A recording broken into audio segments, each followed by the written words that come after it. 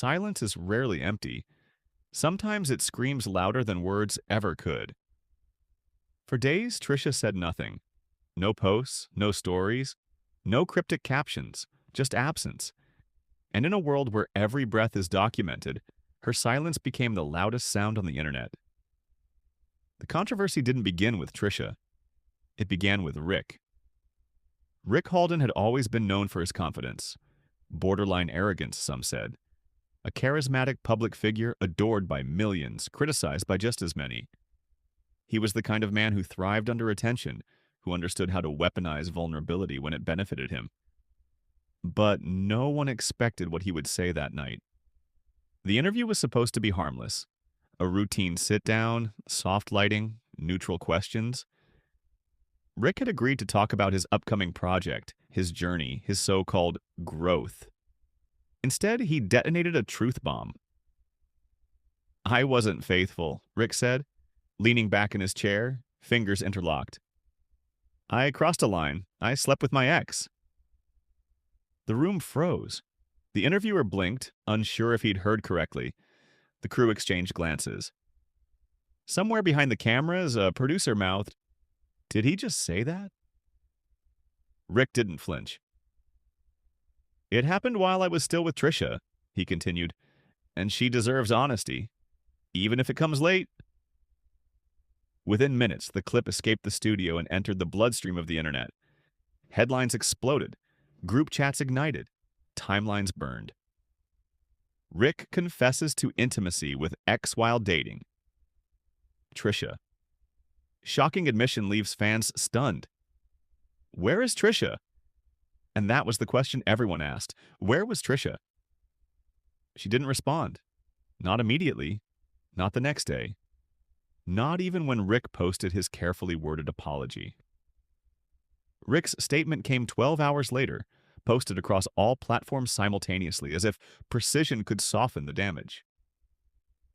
"I made mistakes," it read. "I take full responsibility. Trisha is an incredible woman, and I regret the pain I caused her. It was polished, controlled, almost rehearsed. But apologies don't land the same when they're public." The comments were brutal. Some defended him, others tore him apart, but nearly all of them asked the same thing. Why is Trisha silent? To understand the weight of her silence, you had to understand Trisha herself. She wasn't loud by nature. She didn't overshare for validation or chase controversy for clicks. Her popularity came from something rarer, restraint. When she spoke, people listened. When she didn't, people noticed. And now she wasn't speaking at all. Friends close to her said she was processing. Sources claimed she felt blindsided. Others whispered that she had known all along. No one knew the truth. Except Trisha. Behind closed doors, far away from the noise, Trisha sat alone in her apartment, her phone face down on the table like a live grenade. She had replayed Rick's words dozens of times. "I slept with my ex." Not "I cheated." Not "I betrayed her trust." Just facts. Cold. Efficient. She wondered how long he'd known he would say it, how long he'd rehearsed that moment, and whether he understood what it would cost her. Because while Rick's confession painted him as honest, it made her the unwilling centerpiece of a scandal she never asked for. The internet demanded a reaction, but Trisha wasn't ready to give them one. Her silence wasn't strategy, it was survival. Meanwhile, Rick was everywhere. Another interview, another podcast, another statement clarifying his truth. Each appearance added fuel to the fire. "I'm not asking for forgiveness," he said in one clip. "I'm just being real."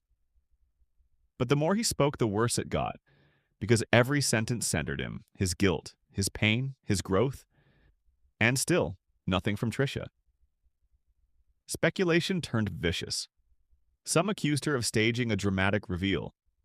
Others claimed she was weak for not defending herself. A few even blamed her for pushing him away. Silence, they decided, was suspicious. What they didn't see was the weight of being betrayed publicly. Rick hadn't just cheated. He had confessed in front of millions without warning her first. That was the part no one talked about. When the truth finally reached her, it didn't come from Rick. It came from her phone vibrating endlessly. Messages, mentions, notifications stacked like falling dominoes. That was how she learned. Not from the man she trusted, but from the world.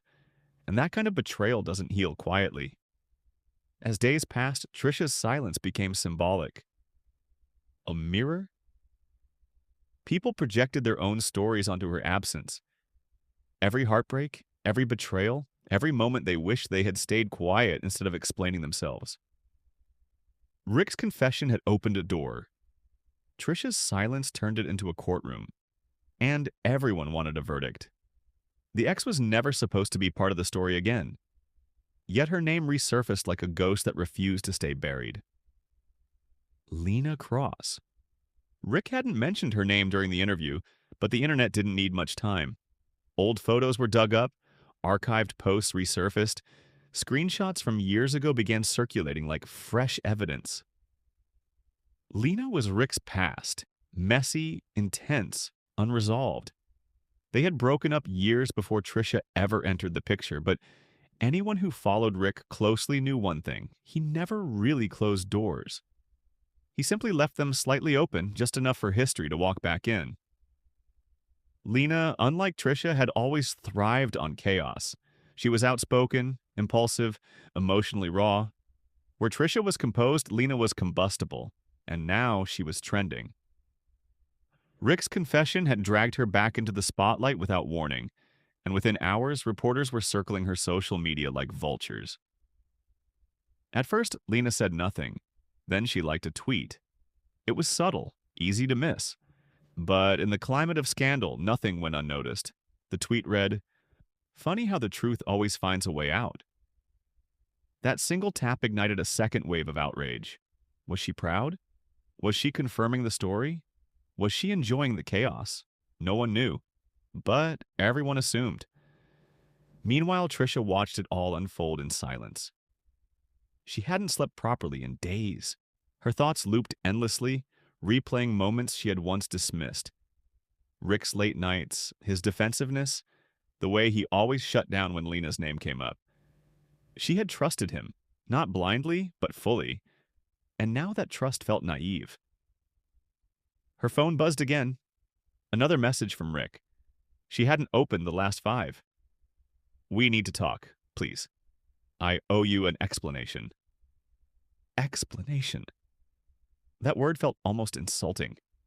What explanation could undo public humiliation? Rick wanted closure. Trisha wanted space. And the difference between those two needs was tearing everything apart.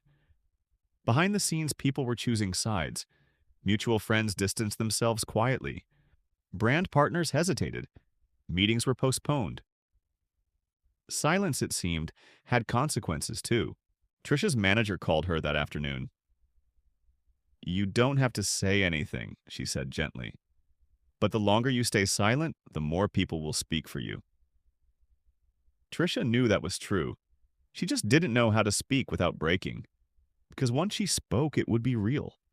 Permanent. Irreversible. Rick, on the other hand, was unraveling. The backlash hadn't gone the way he expected. He had assumed honesty would earn him respect. That vulnerability would soften the blow. Instead, people saw through it. They didn't hear accountability, they heard control. Every time he explained himself, he took up more space. Space that should have belonged to Trisha. And deep down, Rick knew it. That night, he finally called Lena. It had been months since they last spoke. Their reunion, the one he confessed to, had been impulsive, fueled by nostalgia and unresolved emotion. He had told himself it meant nothing, but now it meant everything. "I didn't plan this," Rick said into the phone, his voice low. "I never meant for it to come out like this." Lena laughed softly, not amused, not cruel, just tired. "You always say that," she replied. "Things just happen to you, don't they?" Her words stung because they were true. "What are you going to say?" Rick asked. "Nothing," Lena answered. "This isn't my mess to clean." But even as she said it, she knew that wasn't entirely true. Because the past has a way of demanding payment. Back in her apartment, Trisha finally picked up her phone. She opened Rick's last message. "I owe you an explanation." Her fingers hovered over the screen. Then she typed, "You owed me honesty before the world did." She didn't wait for a reply. She turned the phone off. That was the moment she decided. She would speak, but on her terms. Not as a reaction, not as damage control, as truth. And when Trisha finally broke her silence, it wouldn't just answer questions. It would change the narrative entirely. Trisha broke her silence on the fifth day. Not with a video, not with an interview, not even with a carefully staged photo. She chose words. At exactly 9 p.m., a single post appeared on her account. No emojis, no hashtags, just a block of text, raw and unfiltered. For a moment, the internet paused, then it erupted. "I didn't stay silent because I was confused," Trisha wrote. "I stayed silent because I was hurt in ways that don't translate well into captions or headlines." Within seconds, screenshots spread across every platform. She continued, "I learned about Rick's confession the same way most of you did, through my phone. Not from him, not in private, but publicly, without warning." That sentence alone shifted everything. The narrative cracked. People reread it slowly, realizing what it implied. Rick hadn't just admitted to cheating, he had taken control of the story before Trisha even had a chance to process the betrayal. "I won't speak on details that don't belong to me alone," she wrote. "But I will say this. Honesty means nothing when it comes too late, and accountability isn't real if it centers only the person who caused the harm." The post ended simply. "I'm choosing distance, not drama." Silence was never weakness. It was self-respect. No signature, no follow-up. The response was immediate and overwhelming. Support flooded in, from fans, from strangers, from people who had lived through their own versions of public betrayal. Her words resonated because they were calm, controlled, and devastatingly clear. Rick's name began trending again, but this time not in his favor. Comment sections turned brutal. So he told the truth, just not to her? Confessing publicly without telling your partner first isn't honesty, it's cowardice. This wasn't vulnerability, it was damage control. Rick watched it all in real time. For the first time since the scandal broke, he didn't speak. He couldn't. Because Trisha had said everything he couldn't defend against. Behind the scenes, calls were being canceled. A podcast appearance quietly disappeared from a schedule. A brand he had worked with for years issued a vague statement about reevaluating partnerships. The consequences were no longer hypothetical. They were happening, and then Lena spoke. Not immediately, not impulsively. 2 days after Trisha's statement, Lena posted a story. Black background, white text. "I'm not proud of what happened," it read, "but I won't accept being painted as a villain in someone else's story." She followed it with another. "Rick didn't come to me confused or broken. He came knowing exactly what he was risking." That was all she said, but it was enough. The internet, which had been eager to cast Lena as the antagonist, paused again. The situation was no longer a simple triangle of blame. It was a pattern. Rick had built his image on self-awareness and growth, but now people were revisiting old interviews, old relationships, old apologies, and they all sounded the same. "I'm learning. I'm evolving. I'm being honest now." Except now, no one was buying it. Trisha, meanwhile, stepped back completely. No posts, no appearances, no engagement. But this time, her silence felt different. It wasn't absence, it was closure. Rick tried to reach her one last time. A long message. Pages of reflection, regret, promises to do better. She didn't respond. Because some apologies are meant to be heard, and some are meant to be outgrown. In the end, the controversy wasn't about cheating. It was about control, about who gets to tell the story, about how silence can be more powerful than confession. Rick spoke first, but Trisha was heard. The internet moved on the way it always does, quickly, carelessly, and without permission. But for the people at the center of the storm, nothing felt over. Rick disappeared for a while. No interviews, no live streams, no carefully framed apologies. At first, people thought it was strategy, a retreat to let the noise die down. But days turned into weeks, and his silence began to mirror the very thing he had once disrupted. Except Rick's silence wasn't respected. It was questioned, speculated over, mocked. "Funny how quiet he is now," one comment read. "Guess honesty only works when you control the timing," said another. Rick watched his relevance slip through his fingers. Not all at once, but enough to notice. In private, the weight of what he had done finally settled in.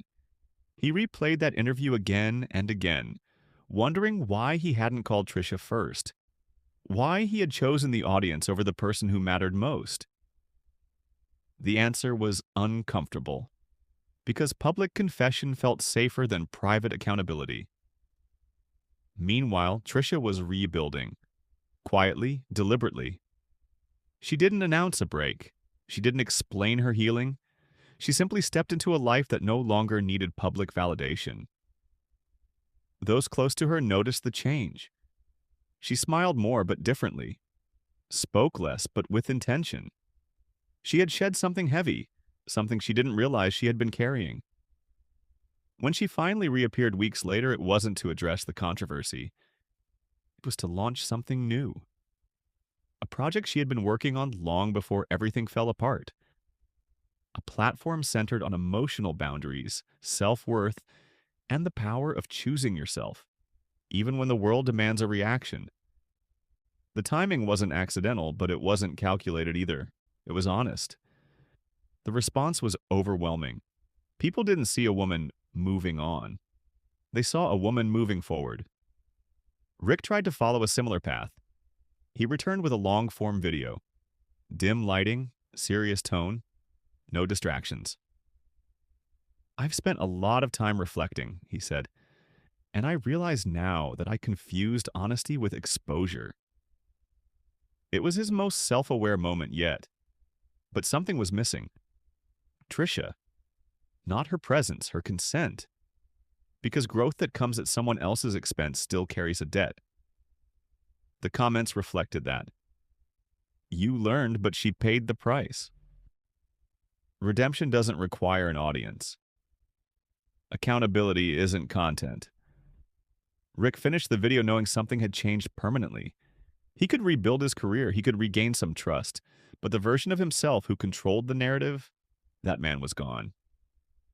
As for Lena, she faded back into anonymity by choice. No more stories, no more statements. She had said what she needed to say. The past had taken its toll, and she refused to carry it any longer. Months later, the controversy was no longer trending. But its impact lingered. It had shifted conversations, redefined silence, exposed how easily vulnerability can be weaponized. And at the center of it all was a simple truth. Speaking isn't always power. Sometimes withholding your voice until you're ready is the strongest statement you can make. Rick spoke first. The internet reacted loudly, but it was Trisha's silence, and the way she eventually used it, that changed everything. Time did what outrage never could. It softened the noise. Weeks became months. New scandals replaced old ones. New names trended and old ones faded into background chatter. But for those who had lived inside the controversy, the echoes never fully disappeared. Rick learned that some mistakes don't follow you loudly. They follow you quietly. Every room he walked into afterward felt different. Conversations were polite but cautious. Praise came with conditions. Trust, once given freely, now required proof. He was still invited, just not celebrated. And for the first time in his life, Rick understood what it meant to lose control of the narrative. not because someone exposed him, but because someone refused to engage. Trisha never spoke about Rick again. No interviews, no tell-alls, no lessons learned content. People waited for it, they expected it. Some even demanded it, but it never came. Instead, she let her actions finish the sentence. Her work deepened, her voice sharpened. Her presence carried a quiet authority that didn't need explanation. She became a reference point, not for scandal, but for restraint. When asked once months later during a live event how she handled public betrayal, Trisha paused. Then she said only this: "Some things don't deserve a response. They deserve a boundary." The room went silent because everyone understood what she meant. Lena, watching from a distance, felt something close to relief.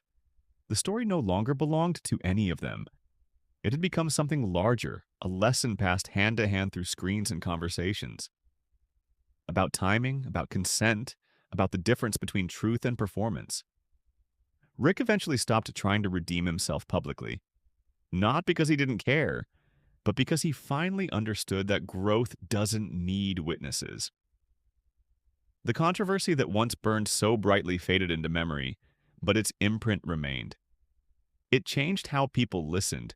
It changed how they judged silence. It changed how they recognized power, because in the end, this wasn't a story about cheating.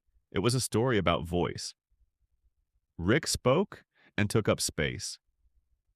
Trisha stayed silent and reclaimed it. And somewhere in that contrast, the world learned something it rarely does. Not every truth needs to be announced. Not every wound needs an audience. And sometimes the strongest response is knowing when not to give one.